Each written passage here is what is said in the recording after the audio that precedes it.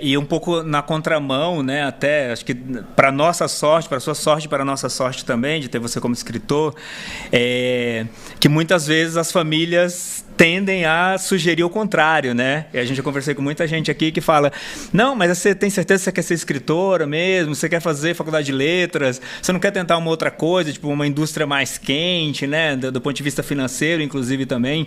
Então isso acho que é uma puta, é um caminho inverso, mas é um caminho foi muito importante assim para sua carreira, né? Eu tive isso, mas eu sinto que muita gente que se torna escritor tem a literatura como meio uma ascensão, uma forma de ascensão, de que nasci numa família humilde, meu pai era analfabeto, ou não tinha livro em casa, meu pai queria que eu fosse médico, queria, né? Eu vejo muito essa história de vida, né, entre escritores. E eu, ao contrário, né, como eu falei, eu venho de uma família de artistas, mas ao mesmo tempo eu sinto a literatura meio como uma maldição, sabe? Mas sempre tem essa coisa, a literatura salva, a literatura como uma ascensão, mas eu sinto meio que uma maldição que eu não consegui escapar, porque a minha mãe vem de família armênia, rica, fugiu de casa para casar com meu pai, que era artista, e por ter escolhido casar com um artista, ela meio que renegou a fortuna da família. Então para mim, na verdade, eu fiz faculdade de publicidade, comecei a trabalhar como redator publicitário. Então, na verdade, a literatura meio que foi mais uma maldição, em vez de uma ascensão financeira e tal, uma libertação.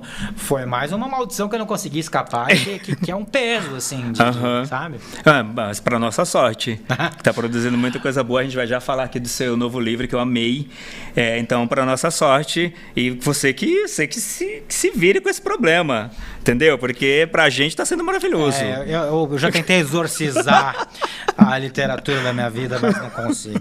Eu acho que não vai ter mais essa opção não, de verdade mesmo.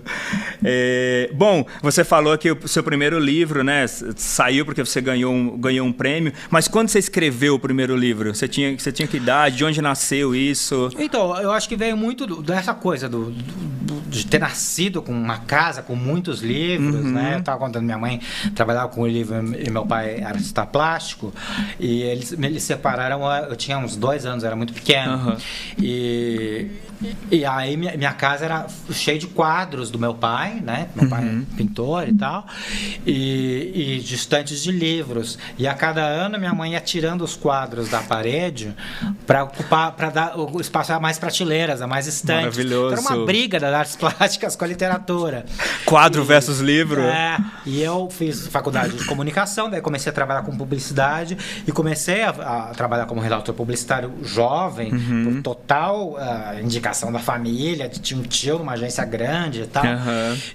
Mas eu comecei, eu acho que a força das raízes da família, minha mãe, meu pai, essa coisa da arte, né, da alta literatura, da arte, né, da arte elevada, foi me puxando. Eu me sentia muito que estava me prostituindo, escrevendo, sabe, frase para vender celular, para vender jornal, para vender leite, e eu falava, não, comecei aquele chamado selvagem, quero fazer arte, pensar em call to action de campanha, e eu tive aquele chamado selvagem, assim, eu quero fazer arte, eu quero fazer literatura.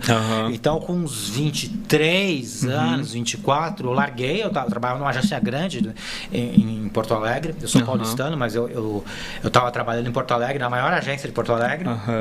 E a minha carreira inteira eu trabalhei em propaganda, também agência de propaganda. Até hoje eu trabalho. E eu larguei muito conscientemente. Assim, então sei bem do que você está falando. Quero escrever.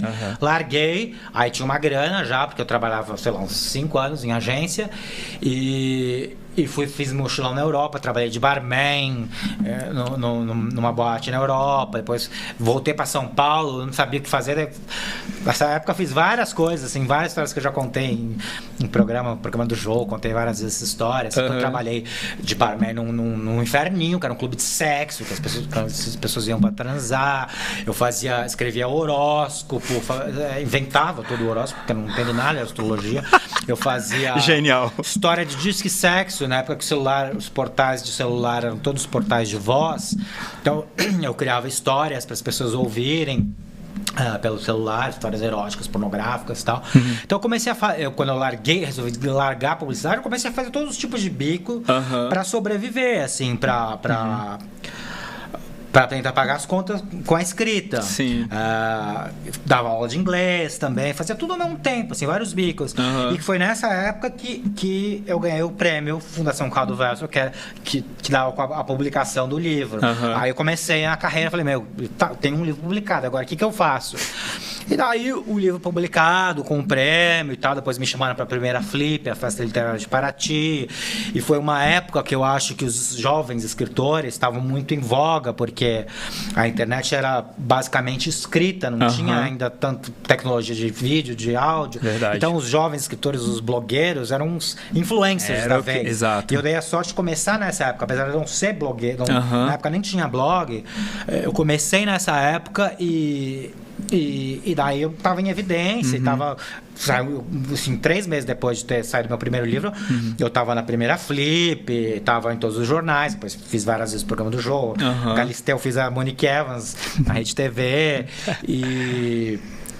então eu dei essa sorte de começar, e daí com o livro publicado e com uma carreira com uma certa evidência, aí eu comecei a trabalhar com coisas correlatas à literatura, fazer tradução de livro, porque eu já tinha morado fora, tenho inglês fluente, comecei a fazer parecer, leitura crítica, escrever em jornal, então foi uma nova carreira que veio a partir dos livros.